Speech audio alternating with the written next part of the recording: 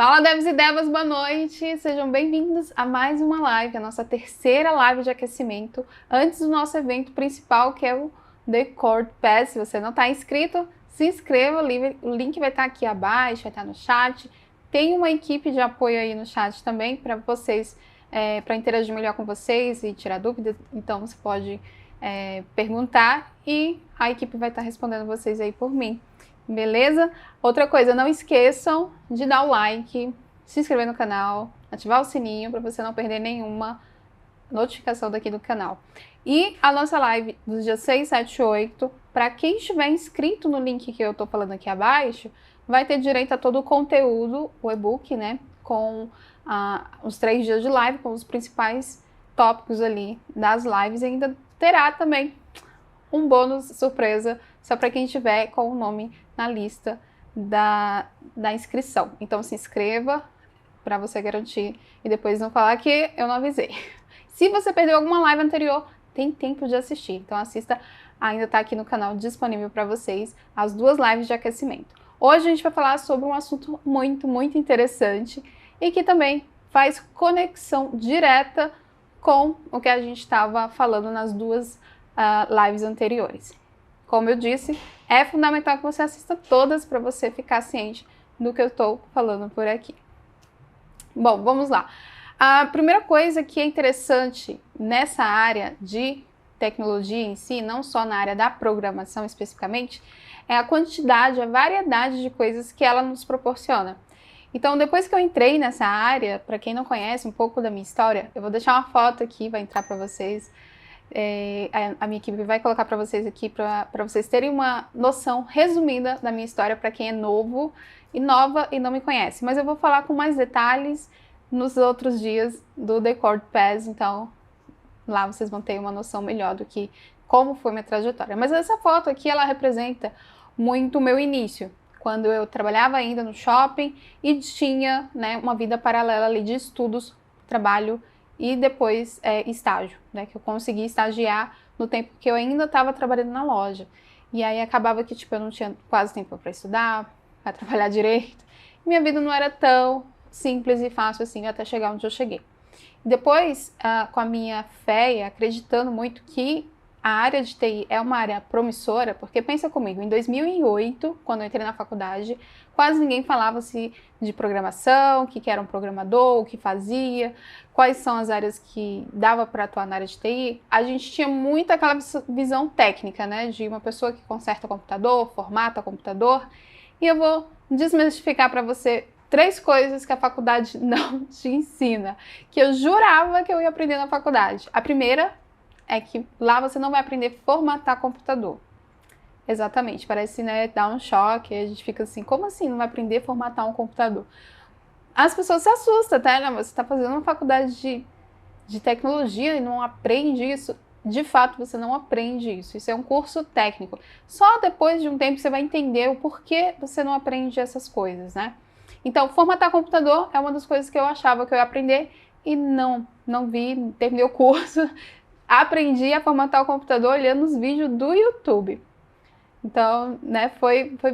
E assim, eram os vídeos do YouTube ainda em inglês, né? Os de português era muito mal feito, na época a galera, né, não tinha muito recurso, então não dava nem para entender direito. Os melhorzinhos que eu achava era tudo em inglês, ou outra língua diferente que dava para entender mais ou menos o passo a passo, mas era um pouco difícil ainda. A segunda coisa que eu pensava e jurava, não, eu vou aprender na faculdade, e também eu não aprendi na faculdade, é saber mexer com banco de dados. Exatamente. Agora, eu acredito que as faculdades estão, né, investindo melhor no conhecimento dos profissionais. Não vão sair 100% preparados, mas eu acho que, comparado a quando eu me formei lá atrás, essas coisas não eram, acho que, tão assim, interessante para eles ensinar. Só pode, porque eu aprendi muito raso sobre banco de dados. Quando eu fui, de fato, estagiar, eu via que era bem, assim, assim, botando a mão na massa, né, na prática e trabalhando com aquilo, você vê que, tipo assim, eu não sabia o que era uma procedure, eu aprendi só os comandos básicos de consultar, de inserir, de criar uma tabela, mas eu não aprendi o que é uma procedure, o que é, sabe? E depois até eu revisava o conteúdo que eu tinha na faculdade, via que não tinha aprendido aquilo, mas os livros tinha, né? Então, assim, os professores se argumentavam sobre isso. Não, você tem um livro, né? Estuda mais profundo no livro. E é como um curso. Às vezes você compra um curso bem específico para algo. Para outras coisinhas a mais que o curso oferece, às vezes ele vai te oferecer uma coisa mais introdutória, e aí você tem que se especializar. Então, a faculdade, ela é uma questão muito assim de você se sentir mais seguro na profissão, você ter também, né, um plus ali no currículo de ter um curso superior, mas não se firma que você vai sair 100% pronto, preparado para o mercado. Essa é a terceira coisinha que eu achava que, entrando na área, né, entrando no curso, eu ia sair, depois de 4 anos, prontíssima para o mercado de trabalho. E não saí. Na verdade, perto de terminar, uns 2 anos antes, os professores falavam muito, você tem que procurar estágio, porque eu trabalhava em shopping, né? Então, eu comecei a caçar estágios porque eu comecei a ficar com medo, porque eu falei, caramba, faltou só 2 anos e aí você tá me falando que a gente eu não vou sair preparada para atuar na área da programação em si. E qualquer outra área que eu quisesse seguir. E assim foi com todo mundo que se formou. Agora, eu te pergunto, o que você tá querendo nessa área? O que você espera dessa área, que ela te proporcione? Porque eu tive uma motivação para entrar na faculdade, para fazer um curso que ninguém conhecia, que eu não conhecia ninguém que era formado nesse curso. Qual a motivação minha naquela época que me levou para isso? E qual é a sua hoje? Qual é a sua motivação maior para estar nessa área, para ser um profissional de TI? A minha motivação naquela época era ter condições que eu pudesse trabalhar e ajudar minha família, não viver de escassez e, ao mesmo tempo, uma profissão que lá no futuro eu não ficasse preocupada em ter que migrar para uma outra área. E, ao mesmo tempo, que fosse algo que eu gostasse, não precisaria ser 100%, sabe? Mas, assim, 10% eu já estaria satisfeita em trabalhar com aquilo. Porque tem muita gente que trabalha com o que não gosta para ter o que quer ter, né? E tem outras que conseguem identificar na sua paixão ali o seu verdadeiro trabalho. E eu fui muito mais nessa linha de vou testar. Eu acredito muito que tecnologia naquela época, né, é uma coisa que cresceria bastante, é um mercado amplo, é um mercado que me possibilitaria também outra coisa que eu desejava bastante, viajar, sem me preocupar que eu não posso ficar muito tempo fora, porque se eu tiver que trabalhar eu tenho que estar presente. E a área de TI, ela me proporciona tudo isso e até muito mais do que eu esperava. Tipo assim, sabe quando você tem uma perspectiva de estar num lugar, tipo, eu vou para um show. Você fica com aquela, né? Ai, meu Deus, eu vou pro show, a expectativa 1000. E você chega lá e, tipo, é mais do que você esperava. Então, a área de TI hoje eu posso dizer e confirmar que é tipo isso, é mais do que eu esperava. Até mais aonde eu pensava que eu ia chegar. Eu tinha uma mente bem diferente, né, quando eu iniciei, eu não acreditava tanto no meu próprio potencial. E se naquela época alguém falasse como eu estaria hoje, o cargo que eu teria hoje, a vida que eu tenho hoje, eu talvez ia achar assim que era muita zoação com a minha cara, tipo, ter certeza. Não é pra tanto, né? Eu quero chegar aí, mas acho que não é assim também. Então, assim, a gente vai evoluindo, isso é legal, né? A nossa mente, a gente vai buscando coisas melhores, a gente vai se aprimorando como profissional. Então, a liberdade geográfica é uma das coisas que eu amo nessa profissão. Poder trabalhar de onde eu quero, ir para Brasília e voltar para São Paulo, sem ter que ficar falando com o meu chefe, tô indo para Brasília, tô voltando. Não. O máximo que eu digo é, às vezes, no translado, né? Eu posso chegar atrasado para uma reunião, alguma coisa do tipo, mas é super flexível, né? É uma área que te possibilita, assim, você ter flexibilidade, sem ser julgado, né? Sem ser um profissional que tem que estar ali operante, presencial, etc. E isso eu vivi antes da faculdade e meu sonho mesmo era terminar a faculdade e não viver mais aquela vida. E isso aconteceu, assim, de uma forma que foi muito boa para mim. Outras coisas que eu acredito bastante também nessa área é a possibilidade de você fazer freelancer. Meus primeiros freelancers, ganhando um dinheirinho extra, além do trabalho que eu já estava fazendo, foi dar manutenção em sistemas que já existem. Então, existem muitas empresas que às vezes contratam profissionais freelancer, criam um aplicativo, ou criam um site, criam um serviço, e depois eles têm que ficar contratando outros freelancers para evoluir aquele sistema ou dar manutenção, né, naquele sistema. E existe muito isso no mercado e eu comecei dessa forma. Um colega que me indicou, e aí eu fui fazendo alguns freelancers, depois eu vi desses clientes que gostaram, indicação, e assim você vai começando a fazer alguns trabalhos ou outro. Outro tipo de freelance bem legal que você pode trabalhar é criar sites por conta própria e vender. Então, assim, tem várias formas de você ganhar um dinheirinho extra se você pensa em paralelamente, né, tá ali trabalhando para uma empresa, mas querendo ganhar um dinheiro extra por fora. E quando você estiver mais maduro, você pode fazer consultorias especializadas naquilo que você domina mais, né? Então, consultoria para uma linguagem específica, para evoluir um sistema novo, alguma coisa do tipo. Ou dar apenas uma assistência técnica para um time, né, de uma empresa específica, pequena ou uma startup. Então, essas são algumas, existem várias possibilidades dentro dessa área que vocês não têm noção. E outras coisas é o quê? Ganhar em outra moeda. Antigamente, a maioria das pessoas que entravam na área de TI, até eu, tive a vontade de quê? De migrar, né? Ir para um outro país, etc. Por questões familiares mesmo, às vezes a gente se prende mais perto da família, não quer morar tão longe. E hoje tem essa possibilidade de você estar no Brasil e ganhar em outra moeda. Porque antigamente, no início, quando eu entrei, tinha que estar essa questão mais presencial. O país obrigava você a estar lá para você migrar, para você trabalhar para eles. Hoje não, hoje as coisas já acontecem o quê? Totalmente remotas, né? Então, eu posso estar em São Paulo, trabalhar para uma startup de outra nacionalidade, de outro país, falar com pessoas e culturas diferentes, e isso acontece com mais facilidade, sabe, do que antigamente. Então, hoje o mercado está bem por essa vibe, você não precisa tanto ficar seletivo, procurando empresas que têm esse formato. Hoje está mais fácil de achar empresas assim do que como antes. Então, vocês estão num momento muito bom de entrada, mas ao mesmo tempo tem que ser um bom profissional preparado para isso, porque não é qualquer um que as empresas estão pegando.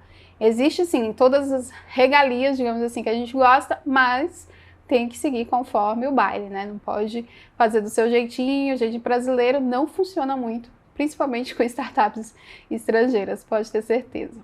A outra coisa, além, né, de juntar a família e tal, mercado internacional, tem muita procura por profissionais trabalhando remoto, e depois que você trabalha remoto, eles às vezes querem investir mais em você, mas você tem que estar no país deles. E aí você tem a oportunidade de migrar para um país, né, estrangeiro. Então tem pessoas que sonham realmente morar lá fora, estar lá fora, né, com a sua família e etc. Ou novos ainda, não tem família, vai sozinho, talvez é um pouco até menos burocrático, né, do que quando você é casado. E você vai conseguir ter aí uma boa entrada, né? Porque você já vai ter uma empresa para apoiar, uma empresa que vai custear aí, a maioria das vezes, o seu visto, a sua cidadania permanente ou temporária no país, no período de contrato que você tem com eles. Isso é bem bacana e essa área proporciona isso para todos os profissionais. Nossa, outra coisinha é trabalhar de casa, no conforto da sua casa. Gente, o tanto que eu odiava, desculpa a palavra, mas o tanto que eu não gostava de pegar ônibus, porque eu demorava 1h30, literalmente. Quem é de Brasília sabe que Asa Norte, eu trabalhava na última quadra da Asa Norte. E, tipo, a Asa Norte é imensa. Eu tinha que atravessar a Sul e a Norte para chegar, sem falar como era ônibus. Tinha que parar em todas as paradas da vida para chegar no destino. Isso tanto ida como volta. Então era 3 horas tirando 3 horas que eu digo, porque quando tinha engarrafamento ficava 1h30. Mas o normal assim era 1h10. Ou até uns 50 minutos quando é aqueles motoristas bem ninja, né? Mas fora isso, demorava bastante para eu sair de uma ponta e ir para outra. Nossa, demorava bastante. E eu não morava na Asa Sul, não. Eu morava numa cidade satélite. Então, era muito longe do serviço. Depois que começou a ter empresas que trabalhava, né, contratava trabalhando de casa, foi quando eu comecei a visualizar mais essas empresas, ver o que eles queriam de um profissional. Só depois da pandemia, agora em 2020, que a maioria dessas empresas já aderiram, né, o remoto. Então, antigamente não, eram algumas que faziam já isso, e outras, a maioria, assim, tipo, 80% era tudo presencial. Então, eu tinha ainda um pezinho no presencial, e depois eu fui migrando aos poucos para o remoto, e deu bastante certo. A outra coisa é comprar o que você quer. Eu, quando era mais nova, eu tinha, sério, assim, não era raiva, né? Mas eu ficava chateada no sentido de que eu não podia comprar a roupa que eu queria, eu não podia olhar uma blusa, gostar, ir lá e comprar. Por que eu não podia? Porque eu não tinha o dinheiro específico. Então, assim, meus pais, por ter também muitos filhos, se eles aderiam à ideia de um, tem que aderir de todos. E era mais ou menos naquele jeito, não, você vai ter tanto para comprar de roupa, você também. E aí a gente sempre tinha que pensar mais também no dia a dia, na escola. Então, calça jeans, uma blusa normal, um tênis e pronto. Não tinha regalias de comprar roupa diferente ou algo do tipo. E eu herdava muita roupa das minhas irmãs mais novas, mais velhas, porque eu sou a terceira. E elas, sim, tamanho diferente, corpo diferente. Então, eu me senti um menininho, assim, literalmente. Minhas peças de roupa como era a maioria das vezes delas, né, que vinha delas, não tinha a proporção para o meu corpo, e aí ficava folgada, ou ficava muito pequena, muito grande, e assim por diante. Então, eu, naquela época, sempre pensava assim, nossa, eu quero crescer logo, eu desejava crescer logo para trabalhar e comprar minhas roupas, né, porque era muito complicado, assim, tipo, me vestir. Sabe quando você não tem gosto de se vestir? Era eu. Então, foi um dos motivos também que eu almejei ter uma condição financeira que não pagasse só as contas. Porque eu cresci num ambiente que falavam que dinheiro era uma coisa errada, você querer ganhar muito, você tem que pedir o suficiente. Mas, se você observar, biblicamente, fala que se você transborda na vida de outras pessoas. E o transbordar vem de encher. Então, não significa que se você ganha hoje só o suficiente, você vai ser 100% feliz. Se surgir algum imprevisto, alguma coisa na sua família, você ter que ajudar financeiramente alguém, ou, tipo, os pais que não têm um plano de saúde, alguma coisa do tipo, da onde você vai tirar recursos se você só ganha o suficiente? Você só pediu para Deus o suficiente. Então, você tem que também ter esse mindset de abundância, de entender que você quer ganhar, né, ter uma vida melhor, mas uma vida melhor para você e para quem você gosta, para quem você ama, para quem você quer ajudar.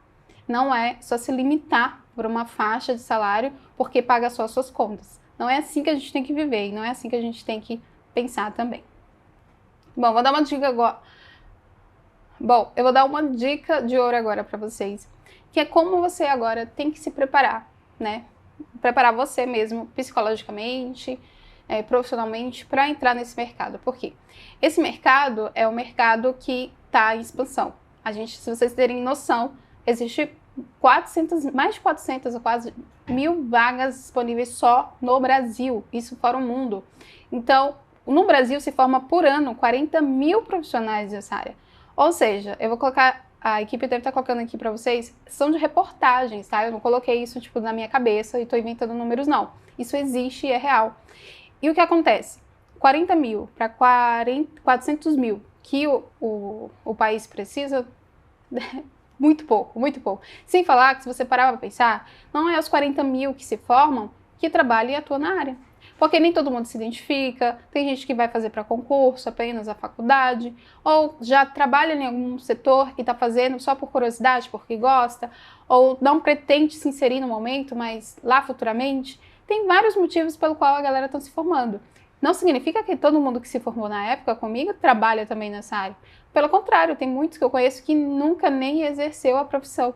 Então não é 40 mil se formando que são 40 mil disponíveis no mercado.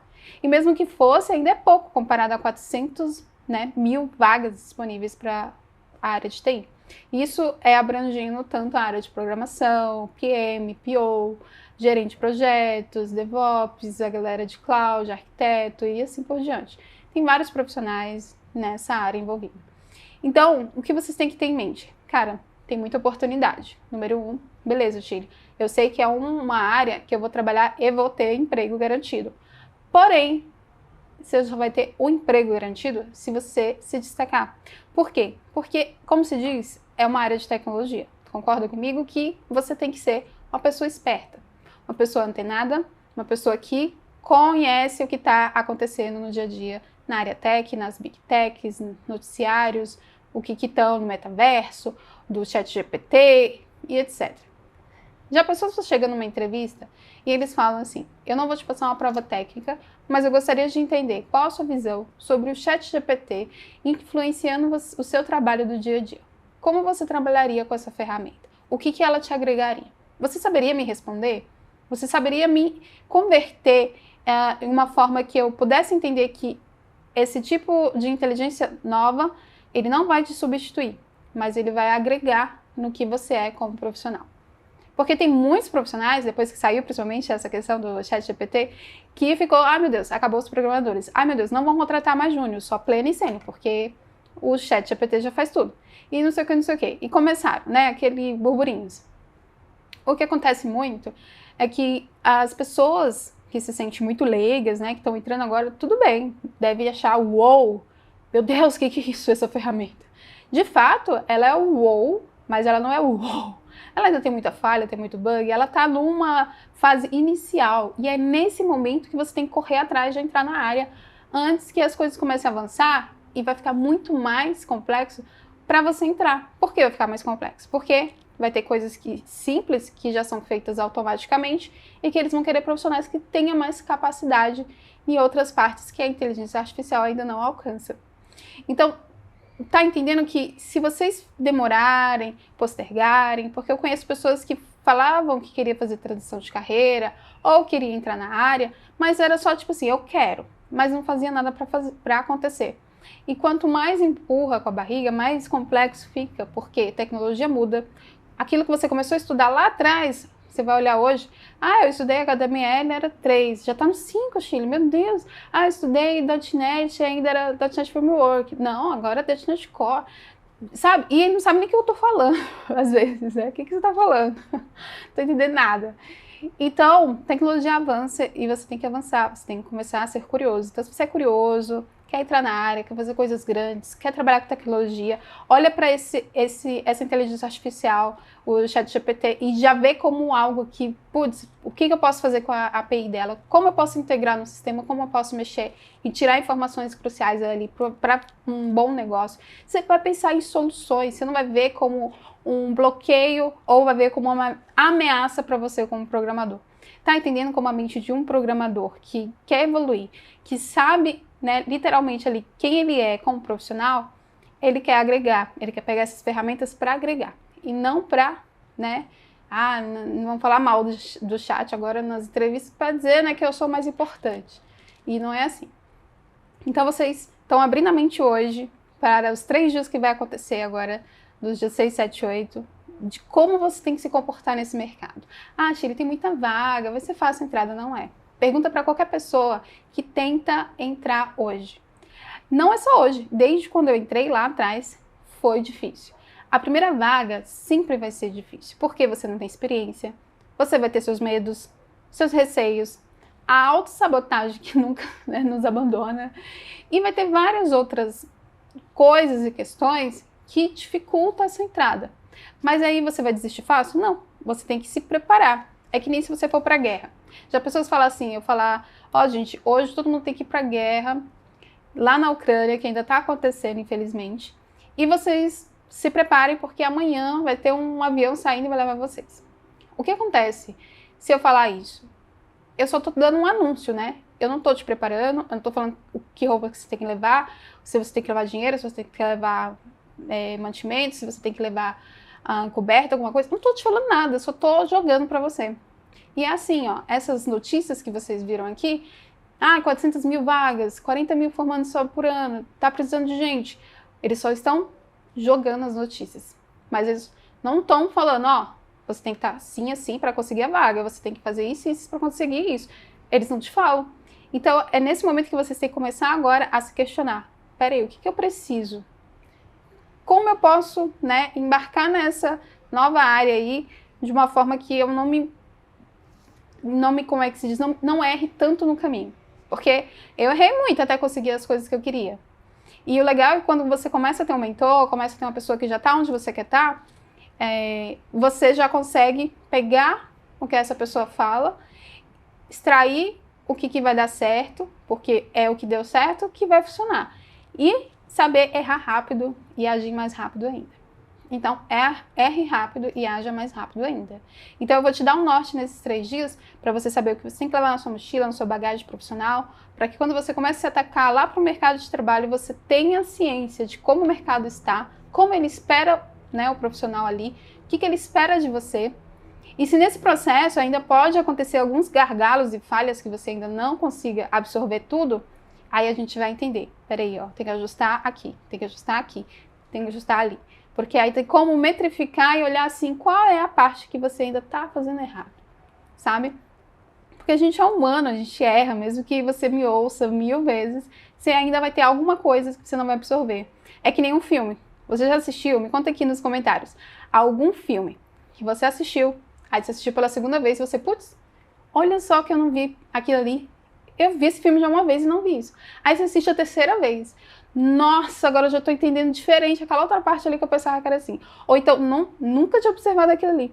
Sempre, toda vez que você assistir o mesmo filme, ou ler o mesmo livro, qualquer coisa que você faça repetidamente, sempre você vai ter algo novo, um lance novo, uma visão nova, um entendimento diferente. E é assim, eu vou te explicar, eu vou te dar as estratégias, mas é interessante que você veja, reveja, anote. E quando você estiver lá errando em alguma parte, reveja de novo. Peraí, a Shirley falou isso, então vamos olhar de novo, eu estou errando em alguma parte. E é assim que funciona, sabe? E dá muito certo. Então, espero ansiosamente vocês agora para o dia 6. Estou muito, muito feliz e bem empolgante, porque tem muita coisa legal. E eu vou trazer profissionais falando sobre cada área, profissionais que atuaram comigo, que eu conheço pessoalmente e que são excelentes no que fazem. Vou trazer para vocês também eles falando um pouquinho de como entrar nessa área. Eles vão, né, vender um pouquinho a área deles para vocês, mas vai ser muito, muito legal e empolgante ao mesmo tempo. Então, guardem essa data, o horário, se inscreva no link abaixo e eu te vejo no dia 6. Se você gostou dessa live, não deixe de compartilhar com quem ainda não conhece, precisa conhecer. Compartilhar conhecimento nunca é demais. E eu te vejo na próxima live do dia 6. Beijo, fique com Deus e até a próxima.